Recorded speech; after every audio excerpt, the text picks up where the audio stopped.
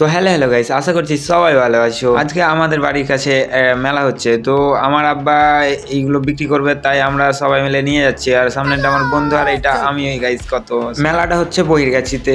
আমি চলে আসলাম আব্বার কাছে, আর আব্বা এগুলো মানে অলরেডি টাঙানো হয়ে গেছে। দেখতে পাচ্ছো কত কি আছে আমাদের দোকানে। আর এই দিকের দোকানটা আর কি আমার, এগুলো আমার টাঙানো হয়ে গেছে অলরেডি। আর আব্বার দোকানে এসে একটু ইয়ার্কি মারছিলাম, এই বেশ তালা ডিম দে, তুই ডিম দিস না, আবার তুই ডিম খাই না, সালা খেপা তো ডিম খেয়ে মোটা হয়ে গেছে অনেকই। আর গাইস এদিকে দেখতে পাচ্ছ এগুলো আর কি সবই দোকান, আর হালকা হালকা ভিড় হয়েছে, এখন অতটা ভিড় নেই। আর এখানে অনেক সালা চারটে মাইক দিয়ে দিচ্ছে। আর হ্যাঁ গাইস, এটা হলো আমির ভাই, আর ক্যান্ডির দোকান আছে, অনেক সুন্দর ক্যান্ডি বানায়। আমার ফার্স্ট কাস্টমার, আর 10 কোটি টাকার মানে বেলুন বেচে দিলাম 10 কোটি টাকা দিয়ে।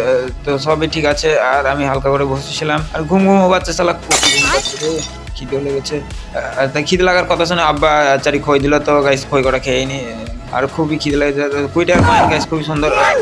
আবে আর পেটের ভেতর খিদে লেগেছে। তো গাইস আমি বাড়ি এসে হালকা করে খেয়ে আবার দ্রুত চলে আসলাম ব্যবসার কাছে।